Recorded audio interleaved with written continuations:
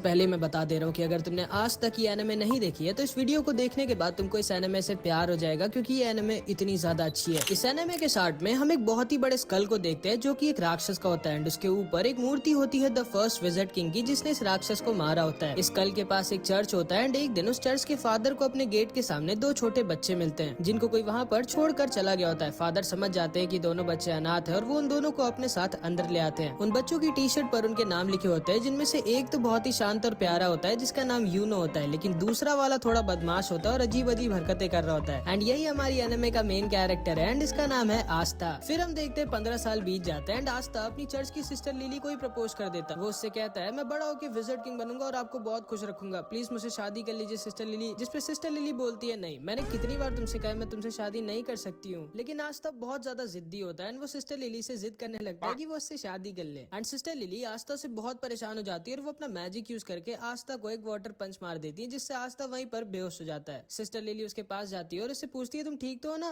And तभी वहाँ पे चर्च के कुछ और बच्चे आ जाते हैं और वो सिस्टर लिली से कहते हैं बिल्कुल सही किया आपने, जब भी आपको परेशान करे इसको एक दो वाटर पंच मार दिया करिए। लेकिन तभी आस्था दोबारा से होश में आ जाता है एंड फिर से सिस्टर लिली के पीछे पड़ जाता है। बट इस बार वहाँ पर यूनो आ जाता है एंड वो आस्था को अपने मैजिक से वहीं पर गिरा देता है। आस्था गुस्से में उठता है और उसके पास भाग के जाके कहता है आखिर तुम हर बार मेरे और सिस्टर लिली के बीच में अपनी टांग क्यों घुसाते हो। जिसपे यूनो आस्था से कहता है देखो पहले तो तुम बहुत ज्यादा शोर मचाते हो, दूसरा तुम्हारी हाइट बहुत कम है, तीसरा तुम दिमाग से कम हो, और सिस्टर लिली इस चर्च की नन है और नन लोग शादी नहीं कर सकती, तुम्हारे दिमाग में इतना भी नहीं घुसता क्या। जिसपे आस्था बहुत गुस्सा हो जाता है और यूनो से कहता है आजा 1v1 फ्री फायर में नहीं असली फाइट में मतलब। जिसपे आस्था से कहता है नहीं मुझे टाइम वेस्ट नहीं करना है तुम्हारे साथ 1v1 करके। आस्था बोलता है कि वो डर गए क्या। जिसपे बच्चा जिसका नाम मैक्स होता है ये बोलता है तुम सोच भी कैसे सकते हो कि तुम यूनो को जिंदगी में भी हरा सकते हो। आस्था मैक्स से बोलता है तुम्हारी प्रॉब्लम क्या है बच्चे, मुझसे मैं तुमसे इतना बड़ा हूँ फिर भी तुम मेरी रिस्पेक्ट क्यों नहीं करते कभी। जिसपे मैक्स बोलता है बिल्कुल भी नहीं, मैं किसी ऐसे की रिस्पेक्ट कर ही नहीं सकता जो 15 साल का होने के बाद भी मैजिक नहीं यूज कर सकता। असल में आस्था के पास बिल्कुल भी मैजिक नहीं होता, मतलब आस्था एक ऐसे वर्ल्ड में होता है जहाँ पे मैजिक से ही सब कुछ होता है बिना मैजिक के। मैक्स आस्था से कहता है तुम सोच भी कैसे सकते हो कि तुम बिना मैजिक के यूनो जैसे पावरफुल मैजिशियन को हरा सकते हो। आस्था कहता है अच्छा यूनो अगर इतना ही स्ट्रॉन्ग है तो वो ये कर सकता है क्या। एंड वो बहुत ही तेज स्पीड में क्रंचेस मारने लगता है। असल में आस्था मैजिक तो यूज कर नहीं सकता, इसलिए वो एक्सरसाइज करके अपने आप को फिजिकली बहुत स्ट्रॉन्ग बना लेता है। मैक्स आस्था से कहता है कि तुम क्रंचेस मारकर विजिट किंग नहीं बन सकते, क्योंकि विजिट किंग स्ट्रॉन्गेस्ट मैजिशियन होता है, स्ट्रॉन्गेस्ट बॉडी बिल्डर नहीं। एंड तभी यूनो अपने मैजिक से सिस्टर लिली के कपड़े सुखाने लगता है, जिसको देखने सारे बच्चे भाग के चले जाते हैं। एंड यूनो का भी सपना आस्था की तरह विजिट किंग बनने का होता है। सिस्टर लिली भी यूनो को थैंक यू कहती है उसकी हेल्प करने के लिए, जिसपे आस्था को बहुत जलन होती है एंड वो जल्दी से भाग के लकड़ियां काटने आ जाता है ताकि सिस्टर लिली उसको भी थैंक यू बोले। लेकिन इससे पहले कि वो लकड़ियां काटता है यूनो अपने मैजिक से लकड़ियां भी काट देता है। असल में इसको आस्था के सामने शो ऑफ करना थोड़ा पसंद होता है। मैक्स कहता है मुझे यकीन है अगला विजिट किंग यूनो ही बनेगा, तुम नहीं आस्था। एंड तभी वहाँ पर फादर भी आ जाते हैं एंड वहाँ आकर यूनो की तारीफ करने लगते हैं कि यूनो जरूर इस चर्च का नाम एक दिन रोशन करेगा। आस्था दुखी हो जाता है और कोने में अकेला जाकर बैठ जाता है। तभी उसके पास सिस्टर लिली आती है और उससे कहती है दुखी मत हो आस्था, थोड़े दिनों में तुम्हारी ग्रिमवॉर तुम्हें मिल जाएगी, फिर तुम भी मैजिक यूज कर पाओगे। जिसको सुनकर आस्था खुश हो जाता है और फिर से खड़ा हो जाता है और कहता है आप देखना सिस्टर लिली, मुझे इस दुनिया की बेस्ट ग्रिमवॉर मिलेगी एंड फिर मैं बहुत मेहनत करके सबसे ज्यादा स्ट्रॉन्ग बनूंगा एंड फिर एक दिन मैं विजिट किंग बनूंगा। ग्रिमवॉर असल में एक मैजिकल बुक होती है जिसमें 3 लीफ बनी होती है जो सबको 15 साल की एज पे मिलती है एंड उसको पाने के बाद लोगों का मैजिक बहुत ज्यादा बढ़ जाता है और वो मैजिकल अटैक्स भी यूज कर सकते हैं। आस्था यूनो से कहता है कि जब मुझे मेरी ग्रिमवॉर मिलेगी तब हम दोनों बचपन की तरह साथ में प्रैक्टिस करेंगे और साथ में बहुत स्ट्रॉन्ग बनेंगे। लेकिन यूनो उसे इग्नोर कर वहाँ से चला जाता है, मानो वो आस्था को अपने टक्कर का मानता ही नहीं है। जिसपे आस्था भी बहुत दुखी हो जाता है एंड वो भी वहाँ से चला जाता है। सिस्टर लिली यूनो के पास आती है और उससे कहती है तुम्हें आस्था के साथ ऐसा नहीं करना चाहिए था। जिसपे यूनो कहता है आस्था मेरे रहते कभी भी विजिट किंग नहीं बन सकता। सिस्टर लिली को लगता है कि आस्था क्योंकि बहुत दुखी होकर गया है तो वो मे भी कहीं पर चुपचाप जाके रो रहा होगा, लेकिन हमारा आस्था रोता वोता नहीं है, वो यहाँ पर ट्रेनिंग कर रहा होता है और ज्यादा स्ट्रॉन्ग होने के लिए एंड अपने विजिट किंग बनने के सपने को सच करने के लिए। थोड़े दिनों बाद आस्था यूनो और बहुत सारे बच्चे जो 15 साल के हो गए थे वो सब ग्रिमवॉर टावर जाते हैं अपनी अपनी ग्रिमवॉर लेने। आस्था बहुत ज्यादा एक्साइटेड होता है क्योंकि अब वो फाइनली मैजिक यूज कर पाएगा एंड यूनो को टक्कर दे पाएगा। वहाँ पे 2 नोबल फैमिलीज के भी बच्चे आए होते हैं जो आस्था और यूनो का मजाक उड़ा रहे होते हैं क्योंकि वो लोग गरीब होता। तभी वहाँ पर उस ग्रिमवॉर टावर का मास्टर आ जाता है एंड सारे लोगों का वेलकम करता है। आस्था बहुत ज्यादा एक्साइटेड और खुश होता है। फिर ये मास्टर एक मैजिकल स्पेल बोलता है और सारे लोगों के पास अपने आप उनकी ग्रिमवॉर उड़कर जाने लगती है। सारे लोग अपनी अपनी ग्रिमवॉर पाकर बहुत खुश होते हैं, लेकिन आस्था के पास कोई भी ग्रिमवॉर नहीं आती। आस्था बोलता है मेरी ग्रिमवॉर लेट हो गई क्या, मेरी ग्रिमवॉर कहाँ है। जिसपे सारे के सारे लोग उस पर हंसने लगते हैं एंड उसका मजाक बनाने लगते हैं। लेकिन तभी यूनो के पास उसकी ग्रिमवॉर आ जाती है जो कि होती है एक 4 लीफ ग्रिमवॉर जो कि बहुत ही ज्यादा रेयर होती है एंड यही ग्रिमवॉर फर्स्ट विजिट किंग के पास भी होती है। है, जिसको देखकर सारे के सारे लोग शॉक्ड रह जाते हैं कि आखिर यूनो जो कि नोबल फैमिली का भी नहीं है उसको 4 लीफ ग्रिमवॉर कैसे मिल गई। यूनो उल्टा घूमता है और सबसे कहता है कि वो बनेगा अगला विज़र्ड किंग एंड सारे के सारे लोग उसकी तारीफ करने लगते हैं। लेकिन तभी आस्था खड़ा होता है और यूनो से बोलता है नहीं तुम नहीं, मैं बनूंगा अगला विज़र्ड किंग, जिसपे फिर से सारे के सारे लोग उस पर हंसने लगते हैं एंड उसका मजाक उड़ाने लगते हैं। एंड यूनो भी आस्था को वहीं पर इग्नोर करके वहाँ से चला जाता है। इसके बाद आस्था अकेले जंगल में उल्टा लटका होता है और थोड़ा सा दुखी होता है क्योंकि ना तो सिर्फ उसके पास मैजिक है बट अब तो उसको ग्रिमवॉर भी नहीं मिली। लेकिन इतना सब कुछ होने के बाद भी वो गिव अप नहीं करता और वो उठता है और कहता है क्या हुआ अगर मेरे को ग्रिमवॉर नहीं मिली तो मैं तब भी मेहनत करना नहीं छोड़ूंगा एंड एक दिन विज़र्ड किंग जरूर बनूंगा, तुम बस वेट करना यूनो, मैं ही तुम्हारा राइवल हूँ एंड मैं ये तुम्हें प्रूव करके रहूंगा। लेकिन तभी उसे एक आवाज आती है। इधर हम देखते हैं ये दोनों जलन के मारे यूनो से लड़ने आ जाते हैं एंड उससे कहते हैं आखिर तुम्हारे जैसे गरीब को 4 लीफ ग्रिमवॉर कैसे मिल सकती है एंड हम नोबल्स को नहीं, मैं जला दूंगा तुम्हारी इस ग्रिमवॉर को। एंड वो यूनो के ऊपर एक मैजिकल अटैक यूज कर देता है, लेकिन यूनो बिना अपनी ग्रिमवॉर का यूज किए ही अपने आप को डिफेंड कर लेता है, जिसको देखकर ये दोनों शॉक्ड रह जाते हैं कि आखिर यूनो इतना स्ट्रॉन्ग कैसे है। लेकिन तभी अचानक से कुछ चेन्स आके उन दोनों को पकड़ लेती हैं एंड तभी वहाँ पर एक आदमी आता है जो बोलता है तुम लोग पागल हो क्या जो इतनी रेयर चीज को जलाना चाहते हो। यूनो पूछता है कौन हो तुम, जिसपे ये बताता है मेरा नाम है स्नेक और मुझे वो चीज चाहिए जो तुम्हारे पास है। एंड तभी वो अपने मैजिक से यूनो को भी पकड़ लेता है एंड उसकी 4 लीफ ग्रिमवॉर को भी उससे छीन लेता है। यूनो बोलता है स्नेक मैंने तुम्हारा नाम सुना है, तुम एक बहुत ही स्ट्रॉन्ग और फेमस चोर हो, लेकिन तुम्हें ये तो पता ही होगा कि एक ग्रिमवॉर को केवल उसका ओरिजिनल ओनर ही यूज कर सकता है। जिसपे स्नेक कहता है हाँ मेरे को पता है कि तुम्हारी ग्रिमवॉर को तुम्हारे बिना कोई यूज नहीं कर सकता, लेकिन ब्लैक मार्केट में इस 4 लीफ ग्रिमवॉर के मेरे को बहुत पैसे मिलेंगे एंड इसीलिए मैं तुम्हारी ग्रिमवॉर चुरा रहा हूँ और माफ करना तुम्हारा विज़र्ड किंग बनने का सपना यहीं पर खत्म होता है। एंड तभी वहाँ पर हमारा आस्था आ जाता है एंड आते गिर के अपनी बेइज्जती करा लेता है, लेकिन फिर भी वो खड़ा होता है और बोलता है क्या हो रहा है यहाँ और तुम्हारे पास 2-2 ग्रिमवॉर कैसे है। यूनो बोलता है उनमें से एक मेरी और यहाँ से जल्दी से भाग जाओ, ये बहुत स्ट्रॉन्ग है। तब आस्था सारा का सारा खेल समझ जाता है एंड वो स्नेक से कहता है चुपचाप यूनो की ग्रिमवॉर वापस कर दो, जिसपे स्नेक उससे कहता है तुम तो वही लूजर हो ना जिसको एक भी ग्रिमवॉर नहीं मिली। एंड ये कहकर वो उस पर हंसने लगता है। आस्था कहता है हाँ मैं वही हूँ जिसको कोई ग्रिमवॉर नहीं मिली, लेकिन मैं वो भी हूँ जो एक दिन विज़र्ड किंग बनेगा। एंड ये कह के आस्था स्नेक की तरफ भागता है। यूनो कहता है नहीं उससे मत लड़ना आस्था। स्नेक अपने मैजिक से आस्था पर अटैक करता है, लेकिन आस्था उसके अटैक को डॉज करके उसके पीछे आ जाता है एंड वो बस उसको एक पंच मारने वाला होता है, लेकिन तभी स्नेक की चेन्स उसको पकड़ लेती हैं एंड फिर स्नेक अपने मैजिक से आस्था को बहुत ज्यादा इंजर्ड कर देता है। आस्था मन में सोचता है कि ये तो बस एक चोर है, फिर ये इतना स्ट्रॉन्ग कैसे है, और अगर एक चोर इतना स्ट्रॉन्ग है तो फिर विज़र्ड किंग कितना स्ट्रॉन्ग होगा। एंड फिर स्नेक उसको पीछे की दीवार पर लड़ा देता है एंड उसके पास जाकर बोलता है अपनी आंखें खोलो बच्चे, तुम मुझे 100 जन्मों में भी नहीं हरा सकते। आस्था मन में सोचता है कि ये सही तो कह रहा है, मैं चाहे जितना भी अपनी बॉडी को ट्रेन करके स्ट्रॉन्ग बना लूं लेकिन मैं इसको भी नहीं हरा सकता। स्नेक आस्था के ऊपर हंसता है और बोलता है अपनी चेन से मैं किसी के अंदर कितना मैजिक है ये नाप सकता हूँ और तुम्हारे अंदर एक बूंद मैजिक भी नहीं है एंड इसीलिए तुम्हारे पास कोई ग्रिमवॉर नहीं आई, क्योंकि ग्रिमवॉर मैजिक को बढ़ाती है और तुम्हारे पास तो मैजिक है ही नहीं। तुम विज़र्ड किंग तो क्या तुम कोई नॉर्मल सी जॉब भी नहीं कर सकते। शर्म करो अपनी जिंदगी पर, तुम एक बहुत ही बड़े लूजर हो। जिसको सुनकर आस्था अंदर से टूट जाता है और वो सोचने लगता है कि ये एकदम सही तो कह रहा है, मेरे अंदर ना तो मैजिक है और ना ही मेरे पास अब एक ग्रिमवॉर है, फिर आखिर मैं कैसे विज़र्ड किंग बन सकता हूँ जो कि पूरी दुनिया का सबसे स्ट्रॉन्गेस्ट मैजिशियन होता है। एंड जिंदगी में पहली बार आस्था गिव अप करने वाला होता है, लेकिन तभी यूनो चिल्लाकर बोलता है नहीं, मैं जानता हूँ आस्था विज़र्ड किंग नहीं बनेगा क्योंकि अगला विज़र्ड किंग तो मैं ही बनूंगा, लेकिन आस्था कोई लूजर नहीं है, वो मेरा राइवल है एंड उसके अंदर भी एक मैजिकल पावर है एंड वो है कभी भी गिव अप ना करना। एंड इसको सुनते ही आस्था के अंदर मानो दोबारा से जान आ जाती है। वो स्नेक से कहता है दूर हट मुझसे। स्नेक उससे दूर हट जाता है एंड आस्था के पास से एक अजीब सी एनर्जी आने लगती है। आस्था यूनो से कहता है चिंता मत करो यूनो, मैं इस आदमी को तुम्हारी ग्रिमवॉर नहीं ले जाने दूंगा, चाहे उसके लिए मुझे मरना ही क्यों ना पड़े। एंड तभी आस्था के पास उसकी खुद की ग्रिमवॉर उड़कर आ जाती है, जो कि कोई नॉर्मल ग्रिमवॉर नहीं बल्कि एक 5 लीफ ग्रिमवॉर होती है, जो पूरी की पूरी दुनिया में सिर्फ एक ही है, मतलब यूनो से भी ज्यादा रेयर ग्रिमवॉर। दुनिया में 3 तरह की ग्रिमवॉर्स होती है। 3 लीफ ग्रिमवॉर जिसमें मैजिकल पावर्स होती है एंड ये बहुत कॉमन होती है। 4 लीफ ग्रिमवॉर जो कि बहुत रेयर होती है एंड इसमें मैजिकल पावर्स के साथ गुड लक भी होता है। एंड लास्ट में है 5 लीफ ग्रिमवॉर जो कि पूरी दुनिया में सिर्फ एक ही है एंड इसके अंदर एक डीमन होता है। एंड आस्था को फाइनली उसकी 5 लीफ ग्रिमवॉर मिल जाती है। यूनो आस्था को देखकर स्माइल करता है और बोलता है मुझे पता था आस्था, तुम वो जो इम्पॉसिबल को भी पॉसिबल कर सकता है, जैसे तुमने बचपन में किया था। एंड फिर हम इन दोनों का बचपन देखते हैं कि कैसे यूनो स्टार्टिंग में बहुत ही रोथड़ू था और छोटी छोटी बात पर रोता रहता था एंड आस्था स्टार्टिंग से ही उसकी मदद करता रहता था और एकदम उसके बड़े भाई की तरह उसको प्रोटेक्ट करता था। फिर एक दिन बचपन में सिस्टर लिली आस्था और यूनो को पहले विज़र्ड किंग की स्टोरी सुनाती है कि कैसे एक बार पूरी दुनिया पर एक बहुत ही बड़े और ताकतवर राक्षस ने हमला कर दिया था और हर जगह तबाही मचा दी थी। हर तरफ बस दुख ही दुख फैल गया था, लेकिन तभी अचानक से एक लड़का वहाँ आ जाता है और उन सबको को बचा लेता है एंड उसके पास एक 4 लीफ ग्रिमवॉर होती है एंड उसकी और उस राक्षस की बहुत दिनों तक लड़ाई होती है, लेकिन आखिरी में वो लड़का उस राक्षस को हरा देता है और दोबारा से दुनिया में सुख और शांति ले आता है एंड वही बनता है फर्स्ट विज़र्ड किंग, पूरी दुनिया का सबसे स्ट्रॉन्गेस्ट मैजिशियन। एंड इसी स्टोरी को सुनने के बाद आस्था और यूनो डिसाइड करते हैं कि वो दोनों भी बड़े होकर विज़र्ड किंग बनेंगे। शाम को फादर आकर यूनो को एक लेटर देते हैं और उससे कहते हैं उस लेटर को विलेज के बाहर एक आदमी तक पहुंचाने के लिए। आस्था कहता है लो मैं चला जाता हूँ, लेकिन यूनो उसे मना कर देता है और कहता है नहीं, वो अकेला जाएगा। यूनो अकेला उस आदमी के पास पहुंच जाता है और उसे वो लेटर दे देता है। काफी रात हो चुकी होती है और आस्था को यूनो की चिंता होने लगती है एंड फिर वापस लौटते वक्त यूनो को एक बड़ा सा आदमी घेर लेता है और वो उसका पेंडेंट उससे जबरदस्ती छीन लेता है। यूनो उससे कहता है प्लीज मुझे वो वापस कर दो, वो मेरे पेरेंट्स की आखिरी निशानी है। जिसपे हंसता और बोलता है चुपचाप यहाँ से भाग जाओ बच्चे, वरना मुझे तुम्हें जान से मारना पड़ेगा। जिसको सुनकर यूनो डर जाता है और रोने लगता है और सोचता है कि अब वो कुछ नहीं कर सकता, लेकिन तभी वहाँ पर आस्था आ जाता है एंड उस आदमी को पकड़ लेता है। यह आदमी आस्था को मारकर दूर फेंक देता है, लेकिन आस्था फिर से जाकर उसको पकड़ लेता है और जोर जोर से चिल्ला रहा होता है। यूनो बस आस्था को देख रहा होता है और सोच रहा होता है कि आखिर जब आस्था जानता है कि वो इस आदमी को नहीं हरा सकता, फिर वो लड़ क्यों रहा है इससे। आस्था को ये आदमी बहुत ज्यादा इंजर्ड कर देता है, लेकिन फिर भी आस्था गिव अप नहीं करता और उसको पकड़े रहता है और जोर जोर से चिल्ला रहा होता है कि यूनो का पेंडेंट वापस कर। ये आदमी समझ जाता है कि ये बच्चा कोई नॉर्मल बच्चा नहीं है एंड वो उस पेंडेंट को वहीं पर छोड़कर चला जाता है एंड आस्था वहीं पर गिर जाता है। यूनो उसके पास आकर रोते हुए बोलता है मुझे माफ करना, मेरी वजह से तुम्हें इतनी मार पड़ी। जिसपे आस्था उससे कहता है तुम चिंता मत करो, मैं हमेशा तुम्हारे साथ रहूंगा और तुम्हें प्रोटेक्ट करूंगा एंड एक दिन मैं बनूंगा विज़र्ड किंग और तुम्हें और चर्च के सारे लोगों को खुश और सेफ रखूंगा। और इधर हम देखते हैं आस्था की ग्रिमवॉर से एक अजीब सी तलवार निकलती है और स्नेक बोलता है अचानक से तुम्हारे पास एक ग्रिमवॉर कहाँ से आ गई, ये क्या हो रहा है। एंड वो आस्था के ऊपर दोबारा से अटैक कर देता है, लेकिन आस्था अपनी स्वॉर्ड यूज करता है एंड स्नेक की मैजिकल चेंज गायब हो जाती है। स्नेक बोलता है कि ये कैसे किया तुमने, आखिर हो कौन तुम। जिसपे आस्था बोलता है मैं वो हूँ जो एक दिन बनेगा विज़र्ड किंग। एंड ये कहकर आस्था स्नेक के ऊपर अटैक कर देता है एंड स्नेक की एक बार में बैंड बजा देता है और उसको हरा देता है। यूनो उसे देखकर हंस रहा होता है और आस्था उसके पास आकर बोलता है ये देखो यूनो, मेरे को फाइनली मेरी ग्रिमवॉर मिल गई। यूनो आस्था से बोलता है तो तुमने मुझे एक और बार बचा लिया आस्था, तुम्हें याद है ना वो प्रॉमिस जो हमने बचपन में किया। बचपन में जब यूनो आस्था की बात सुनता है तो वो पूछता है कि क्या मैं विज़र्ड किंग बन सकता हूँ जबकि मैं इतना वीक हूँ। जिसपे आस्था यूनो से कहता है हाँ, अगर तुम बहुत मेहनत करोगे और कभी भी गिव अप नहीं करोगे तो तुम क्या कोई भी विज़र्ड किंग बन सकता है। जिसको सुनकर यूनो खड़ा होता है और बोलता है ठीक है, मैंने भी डिसाइड कर लिया है कि आज के बाद मैं कभी भी नहीं रहूंगा एंड मैं बहुत मेहनत कर एक दिन विज़र्ड किंग बनूंगा और तुमको और चर्च के सारे लोगों को खुश रखूंगा। जिसपे आस्था यूनो से कहता है इसका मतलब है कि अब हम दोनों राइवल्स हैं। एंड वो दोनों एक दूसरे से प्रॉमिस करते हैं कि वो दोनों बहुत मेहनत करेंगे एंड एक दिन विज़र्ड किंग बनेंगे। आस्था यूनो से कहता है हाँ मुझे याद है एंड मुझे लगा था कि तुम भूल गए होगे। एंड फिर वो दोनों फिर से बचपन की तरह दोबारा से एक दूसरे से शर्त लगाते हैं ये देखने के लिए कि पहले विज़र्ड किंग कौन बनेगा। इसके बाद हम अभी के विज़र्ड किंग की झलक देखते हैं एंड उन 9 मैजिक नाइट्स को देखते हैं जो किंगडम में विज़र्ड किंग के बाद सबसे ज्यादा स्ट्रॉन्ग मैजिशियंस होते हैं और इनका काम होता है किंगडम में पीस और ऑर्डर मेंटेन करके रखना है। एंड इन सब की एक स्क्वाड होती है जिसको ज्वाइन करने के लिए बच्चों को एक एंट्रेंस एग्जाम देना होता है और उसी एग्जाम के लिए आस्था और यूनो दोनों ट्रेनिंग कर रहे होते हैं। इधर हम देखते हैं फादर और सिस्टर लिली ग्रिमवॉर टावर के मास्टर के पास जाते हैं एंड फादर मास्टर से पूछता है कि आखिर एंट्रेंस एग्जाम के लिए उसने यूनो के साथ आस्था का भी नाम क्यों दिया, जबकि आस्था तो उस टेस्ट में पास हो भी नहीं सकता। जिसपे मास्टर उससे कहता है कि आस्था ने मुझे उसकी ग्रिमवॉर दिखाई थी और मुझसे बहुत रिक्वेस्ट किया था कि उसको एंट्रेंस एग्जाम में भेज दे, तो इसीलिए मैंने भेज दिया। फादर मास्टर से पूछते हैं कि आखिर जो ग्रिमवॉर आस्था के पास आई है वो है क्या और वो असलियत में ग्रिमवॉर है भी कि नहीं। जिसपे मास्टर उसे बताता है मैं तुम्हें ज्यादा तो नहीं बता सकता, लेकिन हाँ उस ग्रिमवॉर की वजह से आस्था को फ्यूचर में एक बहुत बड़ी लड़ाई लड़नी होगी। फादर मास्टर से रिक्वेस्ट करने लगता है कि आस्था बहुत वीक है और उसके पास मैजिक भी नहीं है तो उसको एंट्रेंस एग्जाम में ना भेजे। जिसपे मास्टर उससे कहते हैं कि कहीं ऐसा तो नहीं कि तुम आस्था को इसलिए नहीं भेजना चाहते क्योंकि अगर वो पास हो गया तो वो यहाँ से चला जाएगा और तुम्हें उसकी याद आएगी। जिसपे फादर थोड़ा सा शर्मा जाता है और बहाने बनाने लगता है एंड सिस्टर लिली भी समझ जाती है कि फादर आस्था को सीक्रेटली बहुत प्यार करते हैं। इधर हम देखते हैं आस्था और यूनो रेस लगाते हुए चर्च वापस आ रहे होते हैं और उन दोनों के बीच में टाई हो जाता है। आस्था पूछता है जल्दी बताओ कौन जीता। मैक्स बोलता है यूनो जीता है। आस्था कहता है अभी रेस खत्म नहीं हुई है, जो चर्च के अंदर पहले घुसेगा वो जीतेगा। और आस्था चर्च के अंदर घुसने वाला होता है, लेकिन तभी यूनो उसे अपने मैजिक से उड़ाकर दूर फेंक देता है और रेस को जीत जाता है। रात में सोते वक्त आस्था सपने में भी यही बोल रहा होता है कि वो एक दिन विज़र्ड किंग बनेगा। भाई ये पागल होता है विज़र्ड किंग बनने के लिए। जिसको सुनकर मैक्स आस्था पर गुस्सा हो जाता है। अगले दिन आस्था फिर से ट्रेनिंग कर रहा होता है और उसके पास मैक्स आ जाता है। आस्था पूछता है क्या हुआ। मैक्स बोलता है तुम बेवकूफ हो। जिसपे आस्था उस पर गुस्सा हो जाता है और बोलता है ये बोलने के लिए तुम चर्च से इतनी दूर मेरे पास आए हो। मैक्स उसे बोलता है कि तुम्हारे पास तो मैजिक भी नहीं है, तुम सोच भी कैसे सकते हो कि तुम मैजिक नाइट एग्जाम में पास होगे। आस्था बोलता है अब तो मेरे पास मेरी ग्रिमवॉर है एंड अब तो मैं जरूर से मैजिक नाइट एग्जाम में पास होऊंगा और एक दिन विज़र्ड। लेकिन तभी उसको मैक्स बीच में रोक देता है और कहता है चुप रहो, जब देखो तब विज़र्ड